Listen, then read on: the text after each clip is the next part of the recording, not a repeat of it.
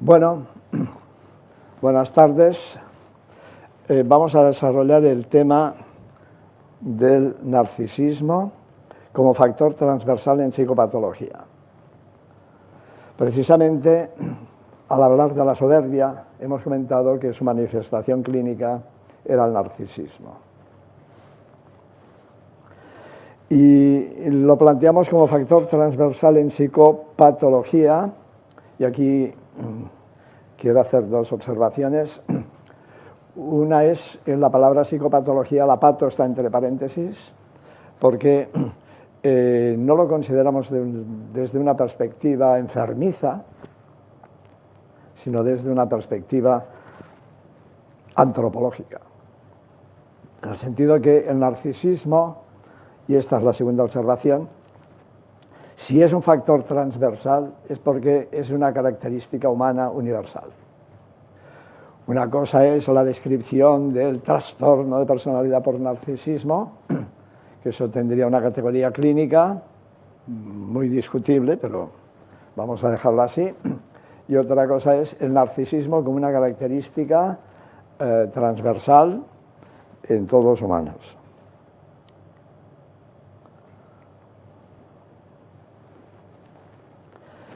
Para empezar, decir o recordar que estamos hablando de un concepto metafórico. Se podría haber llamado de otra manera. Si se llama así es por referencia al mito de Narciso, una referencia que al principio surgió en el grupo, diríamos, de las primeras reuniones psicoanalíticas, y que luego Freud empezó a desarrollar como un concepto, como si fuera psicológico, ¿no? Ha aparecido el narcisismo. Bueno, como todas las palabras son convenciones sociales, pues ya está bien. Lo que no podemos evitar es tener en cuenta que hace referencia a la formación, porque el mito parte de ahí, del momento en que Narciso se ve reflejado en las aguas del manantial, hace referencia a la formación de una imagen especular. O sea, especular significa el espejo.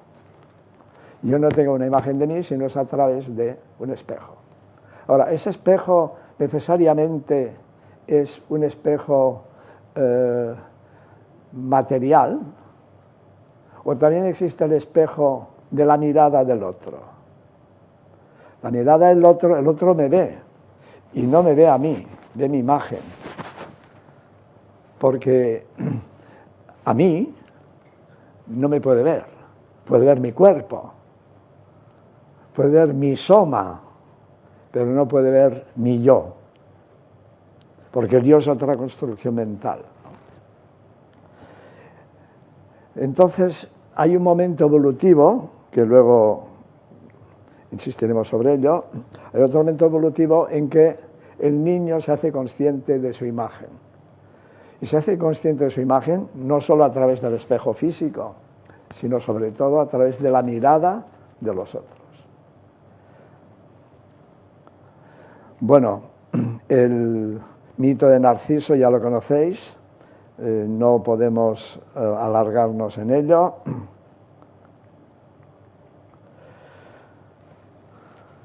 Hay una obra literaria de Oscar Wilde, el retrato de Dorian Gray, que expresa muy bien ese narcisismo, ¿no? Ese deseo de eterna juventud, que también está a la base, por ejemplo, del Fausto de Goethe, por la cual uno es capaz de vender su alma al diablo. A Dorian Gray, ¿qué le pasa? Que para mantener su imagen, él quisiera inmortalizarla en un cuadro. Pero claro, el cuadro siempre representará la misma imagen. No habrá nunca un cambio de la imagen del cuadro, siempre será un momento de mi existencia, no seré yo, será mi imagen. Entonces él cambia, diríamos, su realidad por el cuadro. El cuadro va a envejecer y yo no voy a envejecer. En el cuadro veré mi imagen, pero yo seré eternamente joven. No está mal, uno preferiría tener un cuadro que le puedes dar la vuelta, ponerlo de cara a la pared, no lo mira, no se mira al espejo, no ve cómo cambia y continúa siempre tan guapo. La primera impresión que causamos sobre las otras personas es a través del cuerpo o su aspecto externo. A través de él los demás se forman una imagen que nos enajena. Incluso cuando nace un bebé, dicen, oh, qué niña más preciosa, oh, qué niño más guapo, ¿no? O sea, lo primero es la imagen. Y cuando va una mamá con el cochecito paseando al bebé, se acercan todos a mirar, oh, se parece a tal, se parece a cual. O sea, estamos construyendo una imagen de esa persona. Por tanto, esa imagen es muy importante para que uno tenga una presencia. O sea, ¿cómo tenemos una presencia en sociedad? Pues a través de la imagen. Ahora mismo hay un aparato ahí que está grabando imágenes. Después estas imágenes pueden estar ahí colgadas en la red y serán como el retrato de Dorian Gray, que continúan estando aunque nadie las mire. Aquí tenemos un texto de una paciente que dice, hasta ahora y aún ahora, para mí la imagen ideal de la mujer la he aprendido de la idea que sacaba de los hombres. O sea, yo tengo que tener una percepción de mí a través de la mirada del otro. Es decir, mi punto de vista masculino, mujer sencilla pero guapa, humilde, femenina, que da su brazo a torcer, sacrificada, entregada, pasional y coqueta. A ojos de un hombre, una mujer perfecta o la mejor para él. Esto, en términos existencialistas, es être pour autrui, ser para otro, no ser para uno mismo. Y continúa, dice, soy mujer porque soy mujer, no hay más. Sí que es verdad que fuera de los hombres me siento juzgada por las mujeres. Siempre he tenido problemas con ellas. Pero ser mujer para mí es maravilloso. Fuera del ámbito de los hombres me aporta sensibilidad, empatía, dedicación, pero no por ser mujer, sino por ser yo misma. Pues empezáramos por ahí, ¿no? O sea, si para ser yo misma tengo que pasar por la imagen de los otros y tengo que ser perfecta en función de una imagen que los otros se han creado, no solo ya de mí, sino de la mujer ideal. Es decir, yo ya ni siquiera esta imagen no me representa a mí, representa el prototipo femenino. Entonces yo no soy yo. Por suerte, al final termina diciendo que fuera de este ámbito, pues se siente bien por ser yo misma. El único hándicap de ser mujer para mí es tener que justificarte porque luces de alguna manera ante las mujeres. Y en el caso de los hombres, demostrar que tras la fachada hay alguien. La fachada, la imagen. ¿Cómo se forma la imagen especular? Pues aquí tenemos a una niña, ¿no?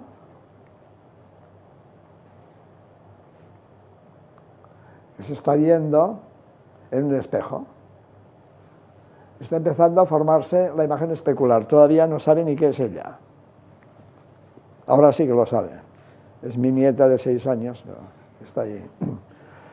Casualmente, no fue nada preparado, o sea, casualmente había allí una especie de tela con un espejo y se dio esta circunstancia tan gráfica.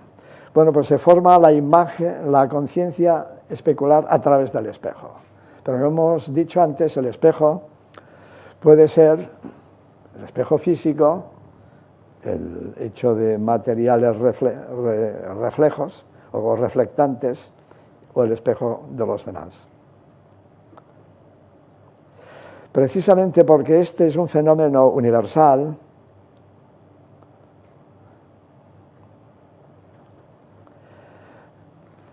podemos hablar de narcisismo en juego, en cualquiera de las dimensiones de regulación moral.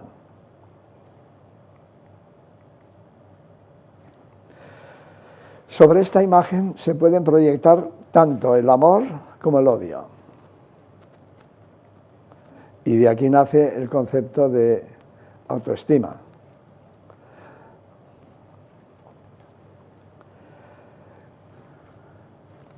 Lo que queremos, si nos referimos a la imagen, la podemos amar o bien odiar, los extremos. ¿Cuál es la alternativa al amor o al odio de la imagen? Es la estima ontológica. Ha habido un momento en el texto que hemos leído de esta mujer que decía, pero al margen de los hombres, ¿no? Yo me quiero a mí misma. Bueno, pues yo me quiero a mí misma quiere decir que es independientemente de mi imagen. Si el quererme a mí depende de mi imagen, entonces esto será siempre un amor narcisístico. Si el quererme a mí es a partir de mí mismo, de mi existencia, aquí hablaremos de una estima ontológica.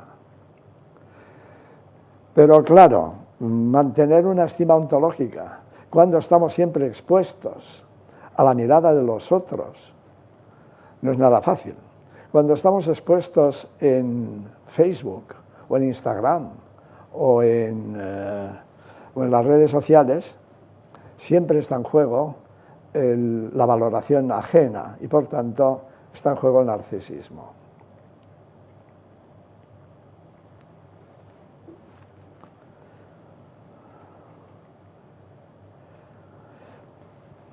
Bueno, esto ya lo hemos dicho, la cuestión es forjar una estima que no esté supeditada a la imagen, sino a la aceptación originaria de sí mismo. Es lógico también pensar que si una persona desde pequeña, desde que nació, no ha recibido una validación, tienda a sobreexplotar la imagen narcisista.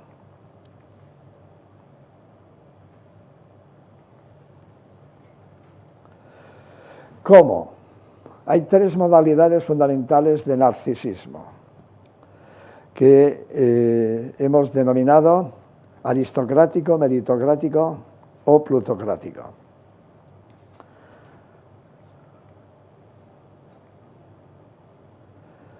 Bueno, el narcisismo ya lo hemos dicho que es una vicisitud posible, por no decir inevitable, en el desarrollo de la persona.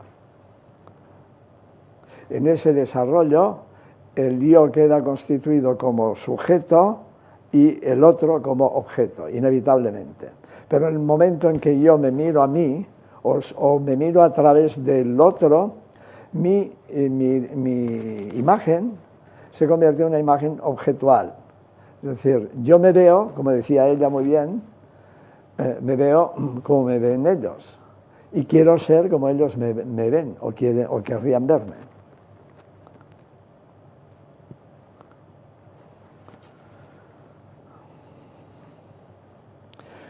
Por tanto, tenemos una triple mirada.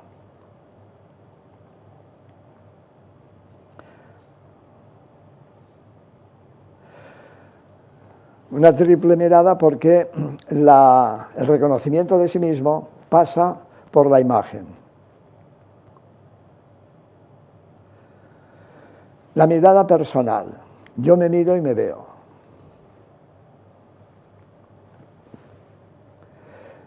La mirada impersonal. Yo miro y me ven. Es el espejo ajeno. Y la mirada interpersonal. Yo miro a los que me ven.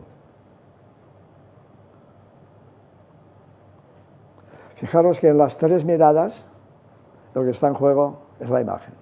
Yo me miro y me veo, ¿cómo me veo? Yo miro y me ven, ¿cómo me ven? yo te miro y tú me ves, ¿cómo me ves?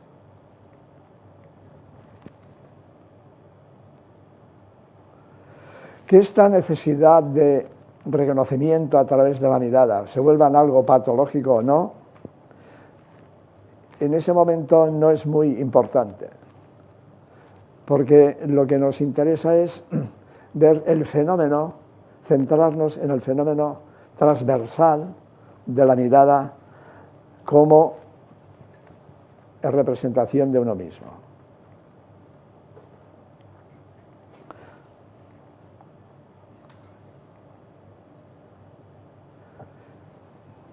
Hemos dicho que se puede hablar de narcisismo en tres modalidades, que son la aristocrática, la meritocrática y la plutocrática. ¿Por qué estos tres nombres? Pues porque responden a las tres modalidades de gobierno de una nación. El gobierno de los nobles, la aristocracia, el gobierno de los mejores, los excelentes, la meritocracia, y el gobierno de los ricos. Esto lo encontramos ya en Atenas. Y cuando ninguna de ellas funcionaba, entonces venía la tiranía.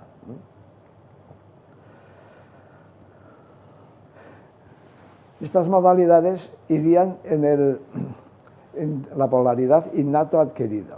O sea, mi imagen la considero válida por nacimiento, entonces, si es así, el narcisismo es aristocrático y el reconocimiento es debido. Los demás deben, si yo me considero de nacimiento una persona con una imagen, como Dorian Gray, ¿no? Una imagen estupenda, entonces los demás deben reconocerlo. Y si no lo reconocen, una de dos: o me frustro mucho y me deprimo, o me enfado mucho y ataco. Cuando uno cree que no tiene tantas dotes innatas para ser un aristócrata, entonces intenta hacerse valer, intenta hacerse reconocer a través de los méritos.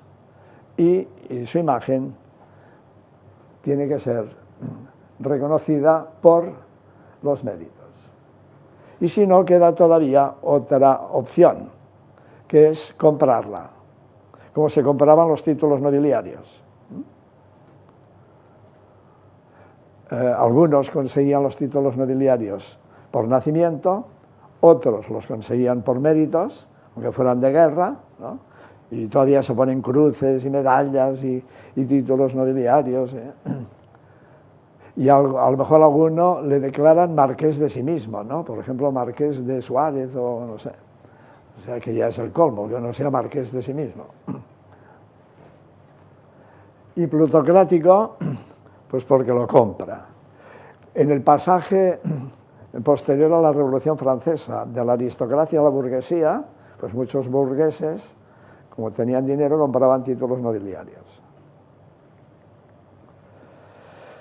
Para que se nos quede como una especie de frase mnemotécnica, muy fácil recordarlo, el narcisismo aristocrático se presentaría ante el mundo y diría: valgo por hidalgo. El meritocrático diría: tanto hago, tanto valgo. Y el plutocrático diría: tanto tengo, tanto valgo. Esto, si os suena, podéis recordar a Erich Fromm cuando habla de ser o tener. Estas tipologías no son excluyentes, o sea, uno las puede tener todas, o dos. Por ejemplo, tenemos un famoso y ilustre futbolista llamado Cristiano Ronaldo, que dice textualmente: será porque soy guapo, rico y gran futbolista, porque me tienen envidia, no tengo otra explicación. O sea, 3 en 1. 3 en 1, por lo que soy congénitamente guapo, por lo que merezco, gran futbolista, y por lo que tengo rico. Y es verdad. es guapo, es rico y es gran futbolista. Por lo tanto, puede sentirse orgulloso de su imagen. Pero las imágenes siempre se pueden romper. Ese es el problema, ¿no? Como le pasaba a Dorian Gray, que el cuadro se iba deteriorando. Otro gran narcisista aristocrático, Salvador Dalí. Dice, seré un genio y el mundo me admirará. Quizás seré despreciado e incomprendido, pero seré un genio, un gran genio. Estoy seguro de ello. A los 3 años quería ser cocinero. A los 5 quería ser Napoleón. Mi ambición no ha hecho más que crecer. Y ahora es la de llegar a ser Salvador Dalí. Y nada más. O sea que es el rien ne va plus. Ya nadie puede jugar ya porque ser Salvador Dalí. Luego añade la cita continua, dice, pero eso es difícil, o sea que no os penséis que uno puede ser Salvador Dalí, ni yo puedo llegar a ser Salvador Dalí, del todo, ¿no? Si entramos a considerar cada uno de esos 3 tipos, el narcisismo aristocrático está sometido, como la imagen de Dorian Gray, está sometido a una posible invalidación. Porque tengamos en cuenta esto, el narcisismo siempre necesita ser validado, reconocido. Porque si la imagen no recibe likes, la imagen no es reconocida, entonces el cuadro se deteriora. ¿Cuáles son los recursos que tiene el narcisista aristocrático para mantener la validación? El primero es el espejo. Si el espejo me devuelve la imagen de que yo soy guapo, rico y futbolista estupendo, se genera una especie de narcisismo exclusivo donde, como decía el título de una película italiana, yo y los demás. Pero a veces el espejo no responde y entonces uno busca seducir. O sea, fijaros en mí, O sea, si uno se pasea por la pasarela y todos lo miran, bueno, pues ya no necesita seducir a nadie. ¿Para qué va a seducir? La palabra seducción, ¿habéis pensado cuál es su origen? Viene de secum ducere, o sea, llevarse consigo, como el flautista de Hamelin que tocaba la flauta y los niños iban detrás, ¿no? Pues si yo ya sé que todo el mundo me admira, no necesito seducir a nadie, pero si yo sé que si no hago algún aspaviento, nadie me mira, entonces tengo que seducir, llevarme conmigo. Y eso da lugar a la conquista. Pero a veces la gente no se deja seducir porque considera que mi imagen no vale un pito. Entonces, ¿qué hago yo? ¿O qué puedo hacer? Digo, así, pues ahora os voy a cascar y entonces os fijaréis en mí, porque es como el padre autoritario que dice, esto es así porque lo digo yo, ¿no? O sea, impongo mi poder. Por eso personajes mediocres en determinados momentos de crisis de la historia se han erigido en líderes, el Führer, el Duce, porque han sido suficientemente despóticos como para que la gente se dejara dominar. Y desde ahí se han exaltado. Fijaros siempre dónde se coloca el Führer, dónde se coloca el Duce. Hay imágenes de la época de Mussolini en que él está allí en la Piazza Venezia, en el balcón, con su apariencia, él tenía una apariencia alta, alto, fuerte, y con los brazos así, ¿no? Mirando a la gente, y todo. O Hitler gritando como un energúmeno, y las masas aplaudiendo. Pero hay otras personas que ni paseándose por la pasarela, ni seduciendo, ni dominando, consiguen mantener su imagen. ¿qué pueden hacer? Crearse una imagen en la fantasía. A eso lo llamamos el narcisismo elusivo. O sea, elude la realidad. Luego veremos un texto. Y finalmente hay otra forma de mantener la imagen, que es el desprecio. Bah, como los demás no valen nada, pues yo valgo más, ¿no? Hay un juego que juegan los niños, mis hijas lo llamaban el Ning Nang, que es una tabla que se balancea con 2 sillines en cada punta, ¿no? Y si uno sube, el otro baja.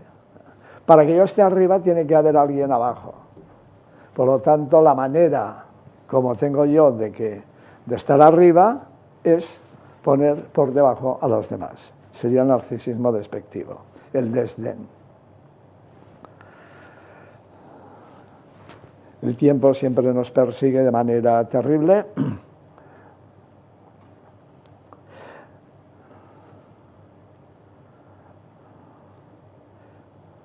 Por ejemplo, este es un caso muy interesante de una pareja donde había 2 narcisismos en lucha. Cada uno representaba un narcisismo, pero no lo representaba allí en un psicodrama, no, era la relación real, ¿no? Y aquí hay un texto tomado de la sesión, donde en este caso él dice, hay un fantasma, el conflicto que tenemos es el tema dicho en broma o en serio, pero que lo tiene muy interiorizado. La guapa de la relación soy yo, eso refiriéndose a ella, naturalmente, ¿no? Durante mucho tiempo era como el sentimiento de que yo soy más que tú. Ahí tenemos el narcisismo aristocrático. Él le atribuye a ella, y ella está de acuerdo, porque, de que la guapa de la relación, como yo soy la guapa, ya no necesito ninguna confirmación más, ¿no? Y por tanto yo soy más que tú. Continúa el texto. A veces lo ha exteriorizado así, no solo por el tema físico, sino porque he ido a un mejor colegio que tú. La posición económica de sus padres era mucho mejor que la de los míos en su momento. Y ahí vemos como también él le atribuye a ella un narcisismo plutocrático. O sea, ella es la más guapa y la más rica y la que ha ido a mejores colegios. A mí me pasa eso, es la sensación de no ser suficiente. O sea, están expresando el conflicto, el dilema, el problema de la pareja en el hecho de que hay una asimetría basada en que ella es la guapa y la rica. Y por tanto yo nunca seré bastante para ella. ¿Qué remedio, qué alternativa tiene este chico? Solo le queda una. Si tenemos que la posición aristocrática, la plutocrática, están ocupadas por ella, ¿el que tendrá que ser? Meritocrático. No le queda otra. Sin embargo, le dice él a ella, estás viviendo en mi casa, yo tengo un trabajo, estoy haciendo muchas cosas, diciéndote, valora lo que estoy haciendo, ¿eh? Tanto hago, tanto valgo, ¿os acordáis? Valórame a mí, que lo que tú hiciste en el pasado, lo que has sido, lo que eres, da igual, pero estás conmigo y te voy a dar lo mejor de mis posibilidades. Aquí tenemos un narcisismo meritocrático. Hay un poco de reivindicación por mi parte. Esta situación genera cierta tensión. Ha habido un conflicto muy grande y a mí a veces eso me genera un poco de falta de reconocimiento por su parte. O sea, mi narcisismo no es reconocido por ella, entonces yo estoy mal porque estoy esperando que ella reconozca. O sea, el hecho es que ella trabajaba de azafata o en contratos temporales y pues quien mantenía a la pareja era él. Cuando acabé la carrera era el primero de mi clase. Siempre he tenido muy buen reconocimiento por parte de todo el mundo. Soy una persona con quien mis amigos, si quieren contar con alguien, van a contar. Soy fiable, soy una persona educada y que no me vea así mi pareja me irrita enormemente. Fijaros cómo el narcisismo de cada uno genera una incapacidad de validación en el seno de la pareja. Y ella me pasa por la cara que yo he ido al liceo francés y tú al colegio público. Hablas mal porque has ido a tal sitio o vienes de este barrio. Y esto a mí me jode. Soy una persona bien reconocida en el trabajo. Tengo mi piso, tengo mis cosas, he conseguido esto y lo otro. Deberías estar orgullosa, estar contenta conmigo. Pues no, porque tú no eres aristócrata ni eres plutócrata. Te ganas la vida trabajando como un condenado y eso tiene poco glamour.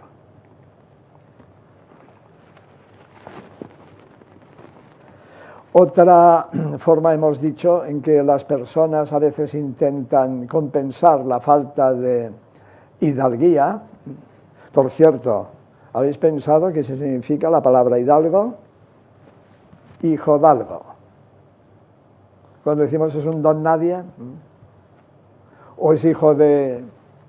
y ahí vamos poniendo calificativos despectivos, pero si es alguien, entonces es un hidalgo. Aquí tenemos, por ejemplo, un caso de narcisismo elusivo. Esta es una mujer de 54 años, cuando viene a terapia tiene esa edad, separada, con una hija ya de casi 30, y ahora está con otro hombre. Pero lo curioso del caso es que, por lo que veréis, ella siempre ha buscado hombres inferiores a ella, tanto a nivel cultural como... Dice, lo que la vida no me daba, me lo daba la fantasía. Porque cuando antes dije que todo eran palos, luego yo soñaba y yo decía, a mí me daréis todos los palos que queráis, pero yo tengo mi fantasía. Y eso cada noche... estaba deseando llegar a casa para adentrarse en su mundo fantástico.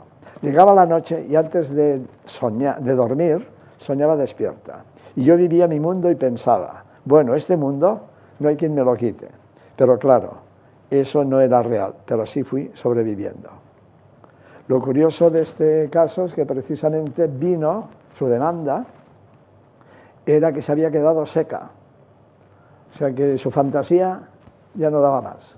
Y claro, un narcisista elusivo que vive de la fantasía, el momento en que la fantasía ya no da más, pues entonces se deprime.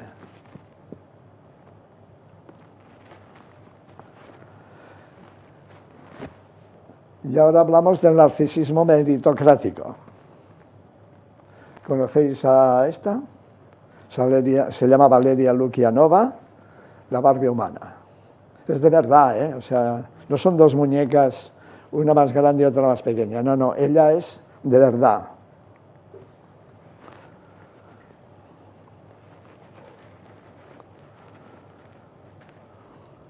Algunas personas carecen de autoestima y no pueden apelar a sus orígenes o a su linaje considerándose hijos de algo para hacerse valer, sino que parten de una situación de inferioridad que intentan compensar a través de acumular méritos. De ahí el nombre de meritócratas que les otorgamos. Aquí la tenéis en la piscina.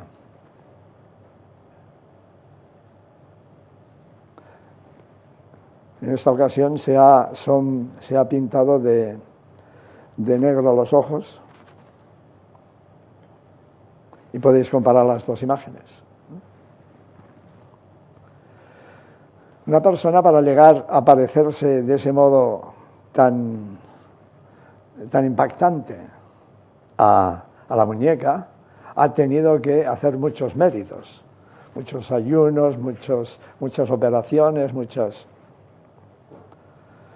Además de sus intentos por parecerse a la famosa muñeca, se ha marcado un nuevo reto, el de vivir solo gracias al aire y a la luz del sol. Es una personalidad típicamente anoréxica, sin necesidad de ingerir alimentos o agua. Precisamente ese intento, fijaros cómo está en juego la imagen, como el caso de Dorian Gray, ¿no? Pues aquí lo que se quiere es configurar una imagen por la cual quién soy yo importa poco, importa que sea la imagen de la Barbie.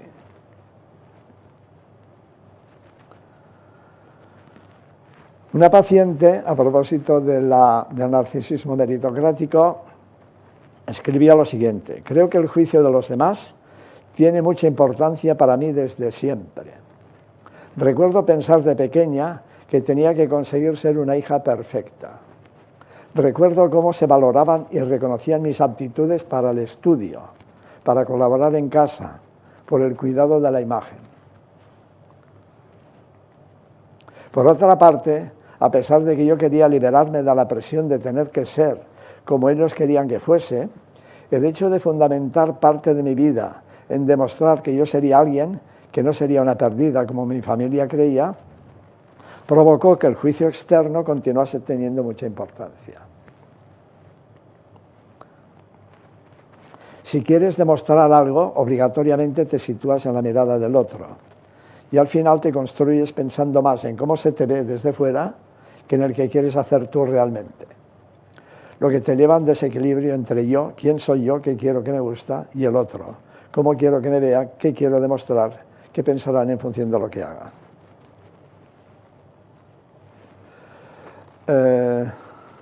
Diréis, esta paciente que metacognitiva que está, ¿no?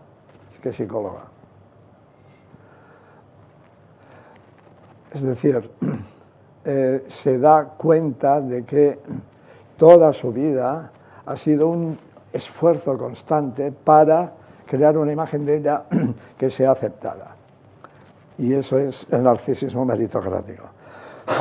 Y de ahí puede derivar una personalidad obsesiva, puede derivar una personalidad anoréxica. O sea, vemos que justamente en la raíz de todos esos problemas está el narcisismo. Finalmente tenemos el narcisismo plutocrático. Este es el lobo de Wall Street.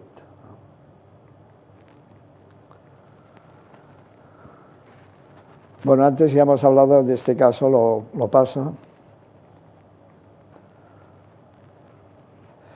Otra paciente, esta venía de una clase social muy baja. Su madre estaba, bueno, ni siquiera ni viuda ni separada, o sea, había tenido un hijo de soltera, que era ella, y se ganaba la vida fregando suelos. Y siempre le decía, tú, cabeza de alcornoque, serás como yo, una desgraciada. Bueno, pues entonces ella, todo su interés estaba no en méritos que podía hacer porque escolarmente fue mal, no en su alta alcurnia porque venía de una clase social muy lumpen, sino en intentar aparentar un estatus social. Dice, el hecho es que me valoro por las cosas que puedo adquirir, no por lo que yo realmente soy como persona. Verme guapa, también el estatus económico o social o lo que sea. No me gusta sentirme inferior a nadie. Entonces, por eso, yo desarrollo las estrategias que hagan falta para aparentar. Porque de cara a los demás, no quiero aparentar que soy inferior. Porque para mí todo ha sido valorar a nivel de tener. Y, por ejemplo, a la hora de vestir, pues intentaba vestir siempre como si perteneciera a un nivel social que realmente no era el suyo. El problema del narcisista está o se produce el día que se rompe el espejo.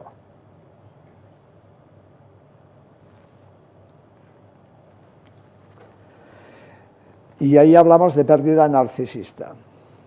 Entendemos por pérdida narcisista aquella que se deriva de una herida a la valoración o aceptación social que el sujeto no reconoce como tal, sino que interpreta a veces con modalidades paranoides como una agresión injustificada.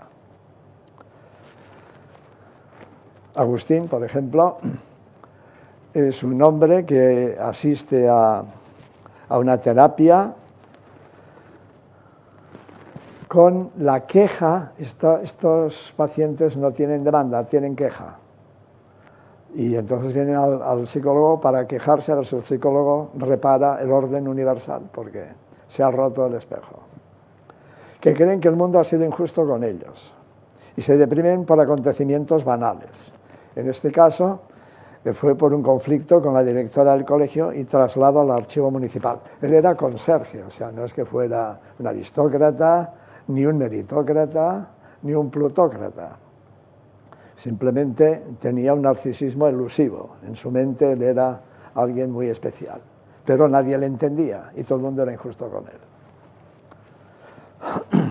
Por ejemplo, el hecho que sucedió fue que un día él estaba de conserje en el colegio y llegó el inspector y fue a acompañar al inspector porque eso también, ¿no?, es importante siempre, en lugar de decirle por aquí a la derecha, no, yo le acompaño, porque quien a buen árbol se arrima, buena sombra le cobija, ¿no?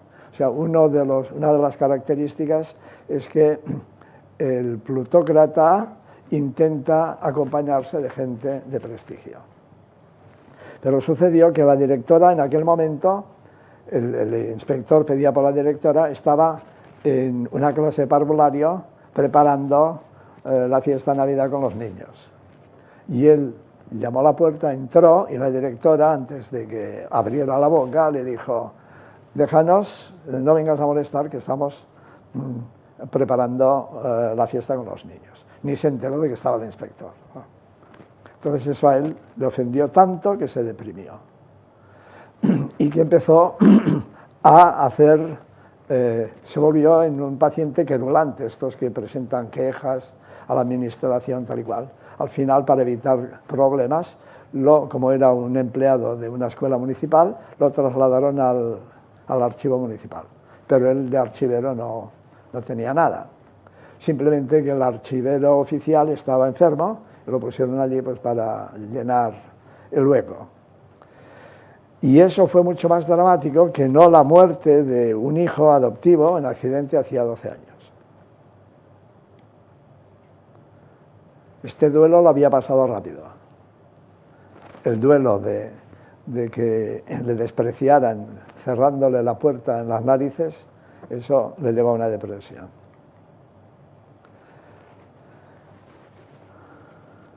Todo esto me hizo sentir subvalorado, desprestigiado y aparcado.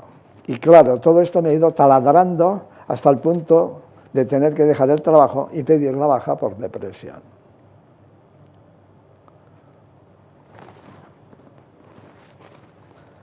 El tiempo se nos come. La terapia del narcisismo. Vamos a hacer referencia a un texto de Milon que dice: la mayoría de narcisistas funcionan con éxito en la sociedad si poseen un mínimo de base y talento para recuperar su confianza. Las dificultades aparecen cuando existe una marcada disparidad, acordados del par, disparidad, entre sus presunciones y su competencia real, y más especialmente cuando son objeto de una afrenta dolorosa a su orgullo, pudiendo precipitar un trastorno depresivo, que es lo que hemos visto ahora mismo, que provoque un intolerable malestar. Es en estos momentos cuando las personalidades narcisistas suelen acudir a terapia. El objetivo de la terapia con el narcisista es convertir el narcisismo en autoestima, lo cual es volver al principio, ¿no? Echar la película para atrás. Para ello es preciso volver a situarse en el proceso de diferenciación del yo, favoreciendo las funciones de meta-representación sobre las de representación. O sea, entenderme a mí como sujeto y a los demás como sujetos, no como objetos. Recuperar la distinción primaria entre yo sujeto y tú sujeto permite a la persona acceder a sí mismo y a los demás como seres originarios y aprender a amar al prójimo como a sí mismo. Esta es la base de la empatía, la aceptación incondicional, el interés y el respeto. Estas actitudes llevan a eludir cualquier tipo de comparación con los demás. Vuelve a salir el par, comparar. Si yo me comparo es porque conmigo no tengo bastante, ¿no? O sea, no me acepto, no me quiero, no me reconozco y tengo que siempre estar comparando con el cuadro.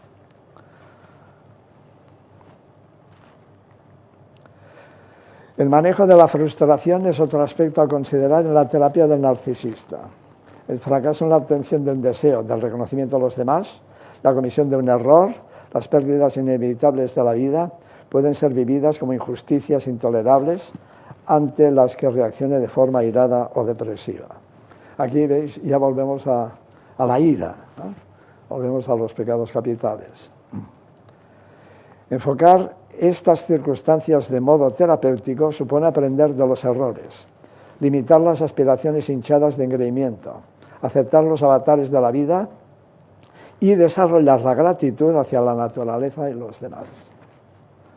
Siempre que estamos hablando de injusticia del mundo mundial, estamos en una posición narcisista, por la cual el mundo debería ser justo con nosotros, porque nosotros somos el no va más. La humildad es una palabra que está muy en desuso, pero yo siempre me remito, y ahí me escudo, ¿no?, a la etimología. La humildad viene de humus, que significa tierra, o sea, realismo, lo que Freud llamaría principio de realidad, entendida como realismo de los pies en el suelo. Es un buen antídoto para el narcisismo. La realidad no se puede modificar, mientras que la imagen sí, aunque sea con el Photoshop. El terapeuta deberá estar vigilante para que sus intervenciones no deriven en un pulso entre él y el paciente, porque claro, hay el peligro de que se pongan en juego dos narcisismos, el del paciente y el del terapeuta, ¿no? Saber quién es más listo, quién es más... De ahí que su estrategia debe estar orientada más bien a contextualizar las reacciones del paciente que no a confrontarlas directamente.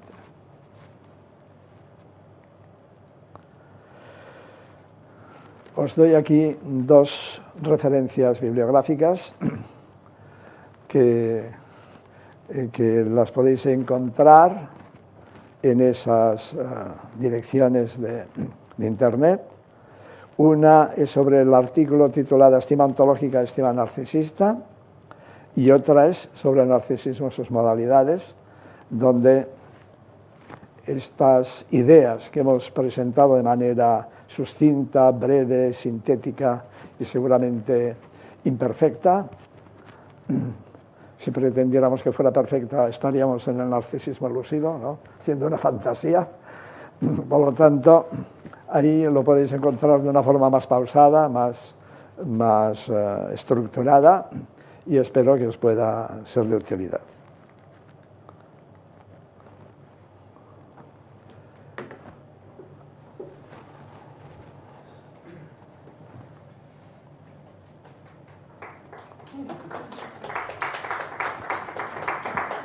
Eso tiene que ver con el reconocimiento. Muchísimas gracias, Manuel, por lo sugerente de la conferencia y todo la cantidad de cosas que yo creo que llevan a replantearnos y a reconsiderar cuando estamos desde el punto de vista de la clínica, ¿no? No sé si hay alguna pregunta en la audiencia.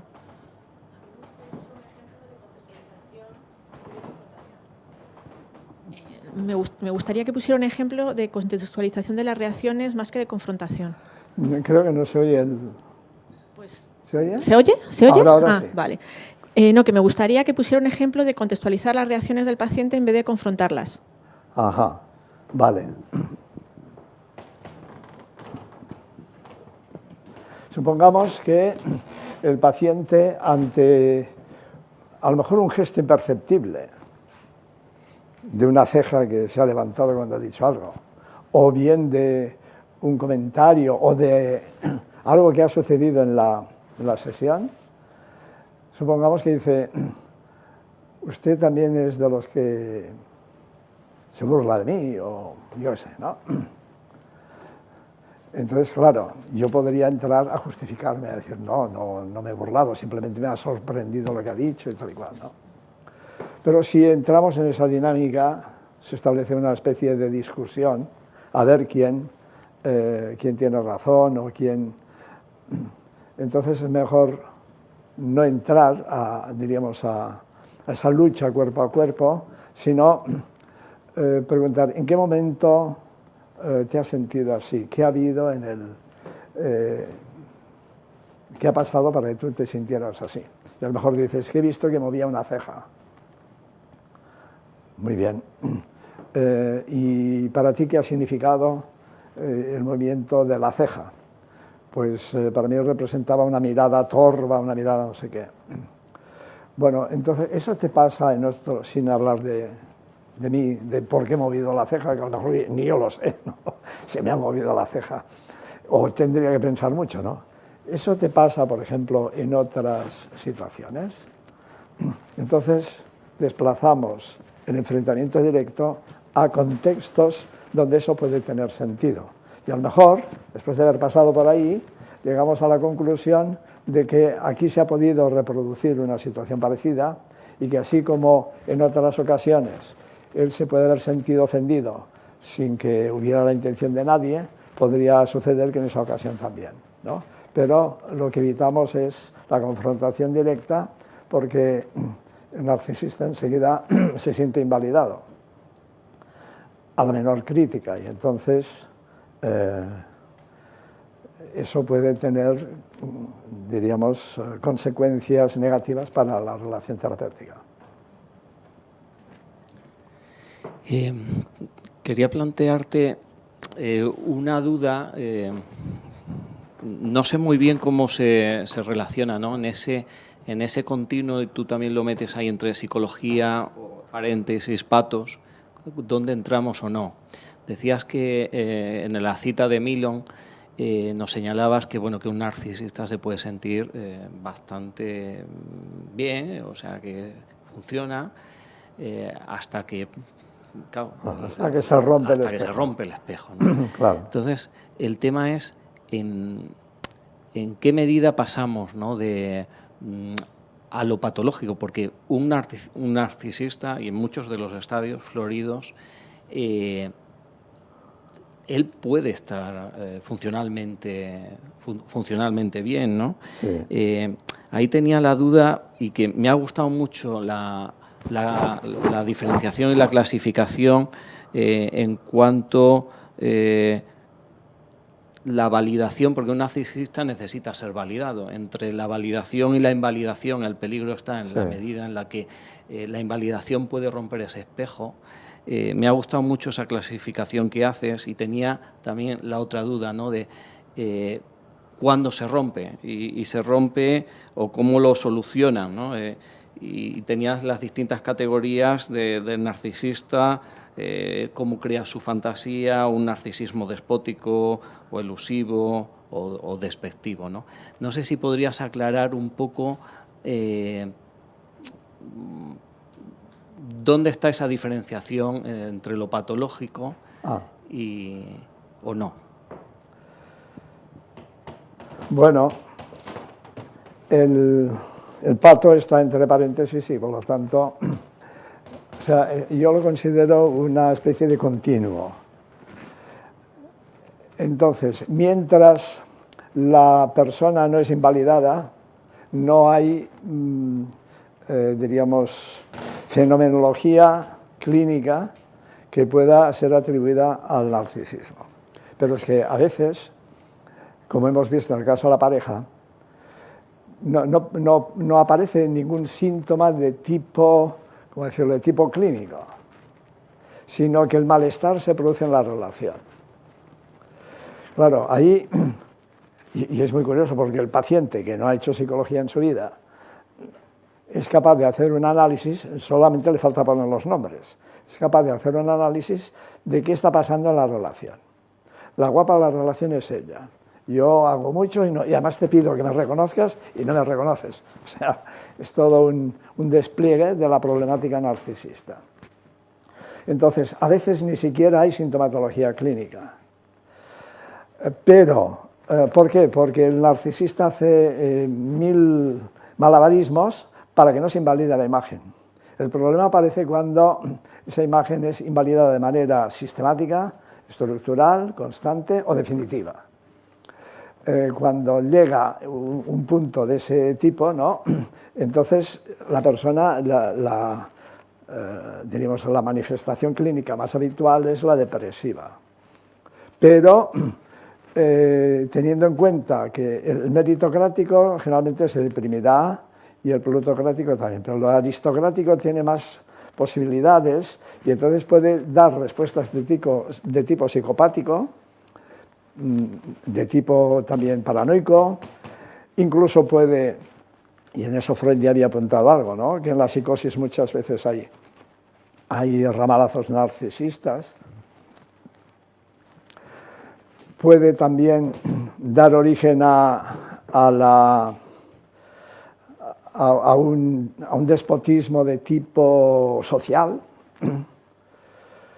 Se puede agrupar con gente que defiende una idea totalitaria, intransigente, agresiva, es decir, puede derivar hacia un comportamiento social agresivo.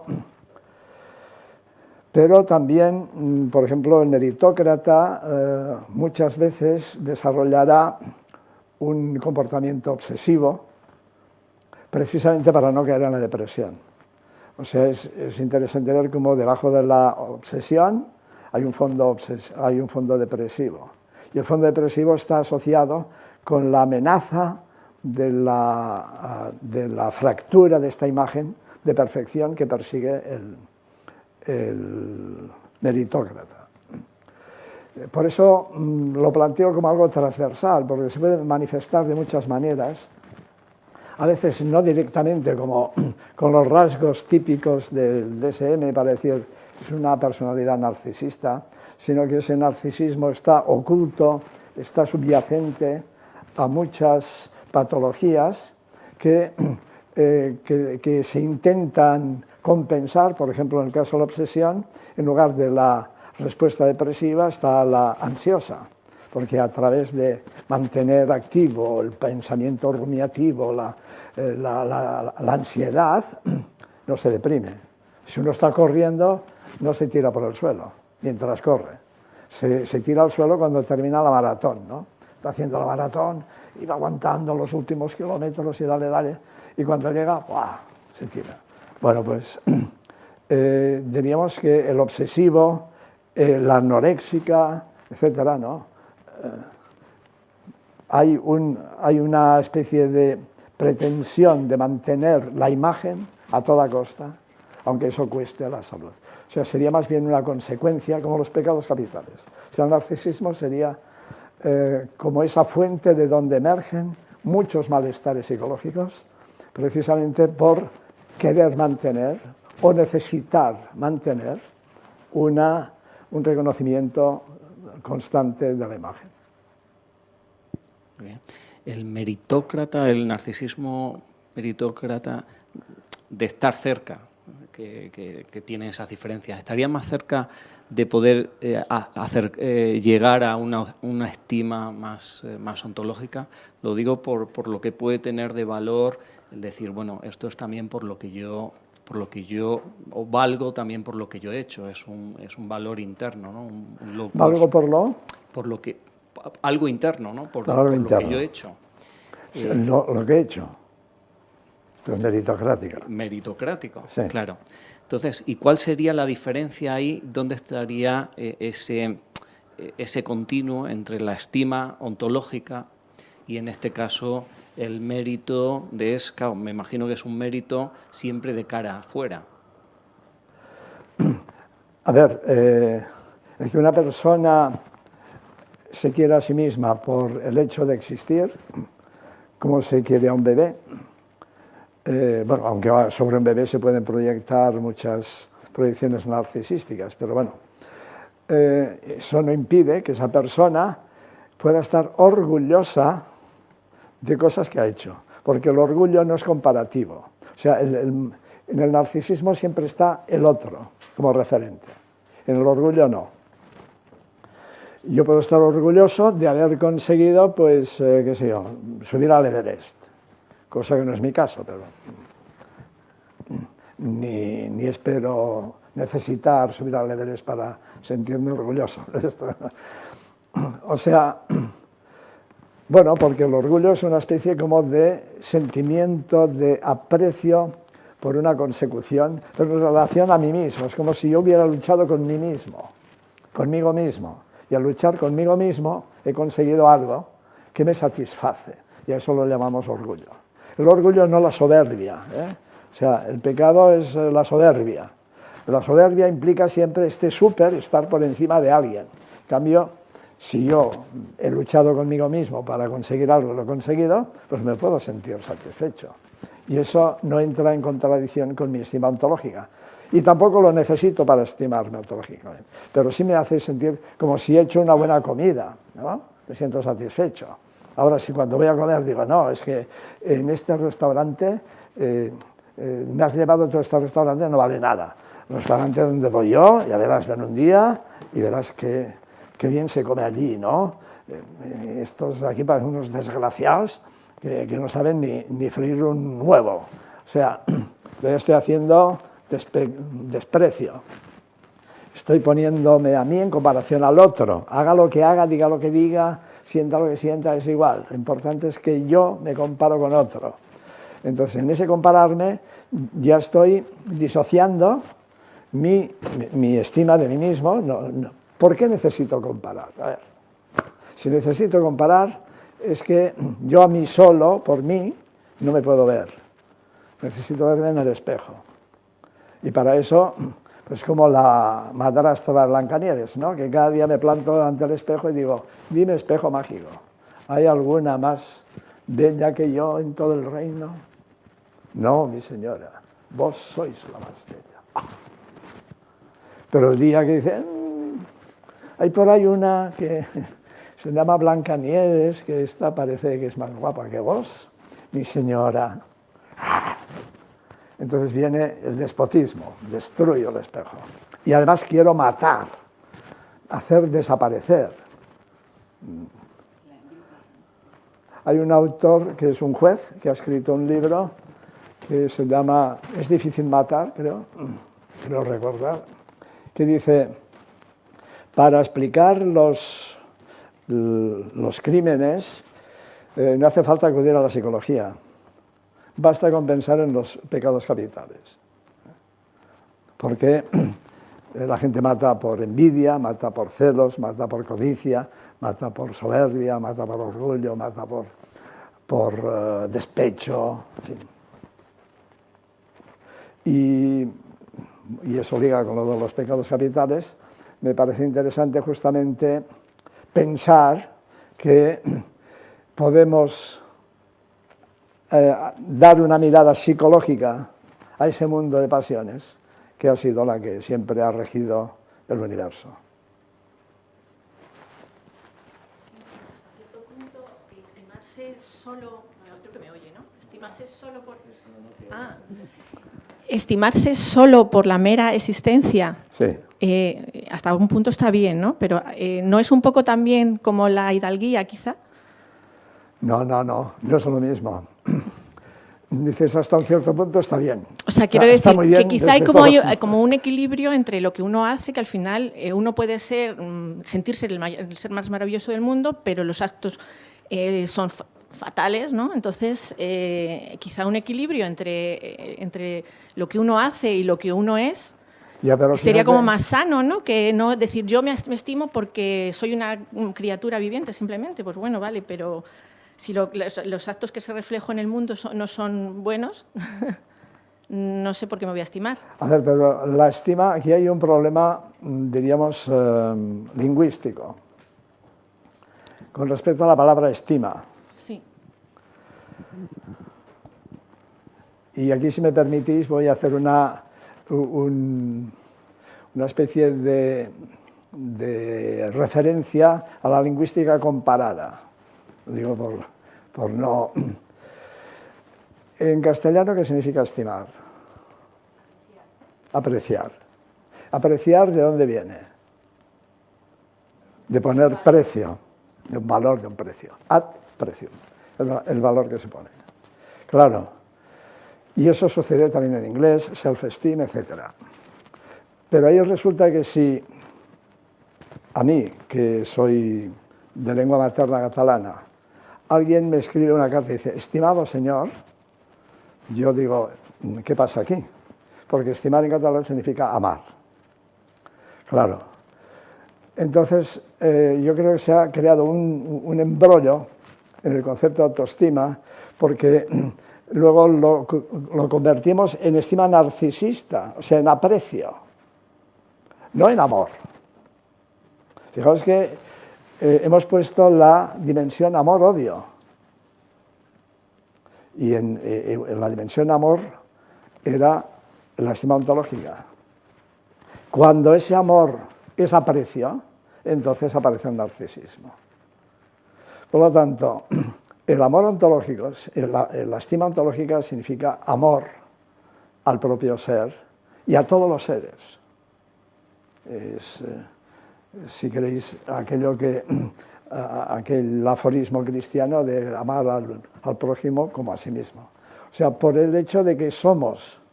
Yo no necesito legitimarme para existir. Si necesito legitimación para existir, significa que no tengo derecho a no ser que cumpla ciertos requisitos. Y si el valor a la vida, el valor y la dignidad y el valor de la persona se basa, y esta es la base del humanismo, no del humanismo artístico o literario, sino del humanismo en cuanto a sustitución de los valores teocráticos por los valores humanistas, es que el ser humano es un ser que por el simple hecho de existir tiene derecho. Y de aquí nace la proclamación de los derechos del hombre. Es decir, los derechos del hombre se basan en su dignidad y todos somos absolutamente igualmente dignos. Luego nuestros actos pueden ser mejores o peores, pueden ser perjudiciales incluso para la humanidad, pero siempre hay que respetar. Fijaros que incluso al... ¿Perdón? No, el punto de la dignidad no existe punto. Es que incluso lo peor que se puede hacer cuando se condena a alguien a muerte es ultrajarlo después de muerto. Dejar su cabeza colgando allí en una jaula, como eso se ha hecho en la historia, ¿no? A la exposición, a la mirada, a la burla de todo el mundo, al escarnio, ¿eh? Porque eso, al menos, a respetar el momento de la muerte, esa persona está muerta y no puede hacer mal. Entonces, no se justifica de ninguna manera el escarnio, por ejemplo, el ultrajar las tumbas y todo eso es considerado como una ofensa tremenda, ¿no? Porque no se tiene en cuenta que ese ser humano, independientemente de cómo se llame, lo que haya hecho, es un ser humano. Entonces, la estima ontológica, por ejemplo, yo conozco una persona que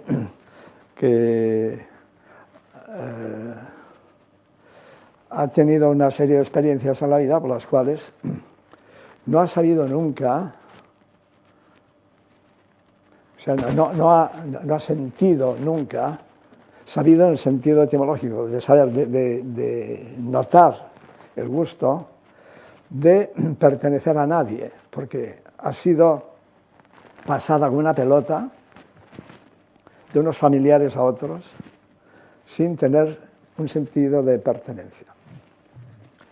Bueno, pues eso, hay muchas personas no se sienten legitimadas para existir, porque se preguntan, ¿yo quién soy? En realidad es como si se preguntaran, ¿yo de quién soy? Si quitaran el de y preguntaran quién soy, pues soy un ser humano, y con eso basta. Cuando a uno no le basta ser humano y necesita ser algo, hijo de algo, por ejemplo, o merecer algo, o tener algo, entonces esa persona se está disociando de su propio ser. Ya sé que es un concepto que puede parecer metafísico, puede parecer... pero es tan básico que es que parece que no cuente. Es lo mismo decir que una persona tiene un valor ontológico, una estima, necesita reconocerse como ser existente, como decir que tiene derecho a la vida, es lo mismo. la vida a la existencia. Si tiene derecho a la vida, es que tiene derecho a existir. Estamos fuera de tiempo.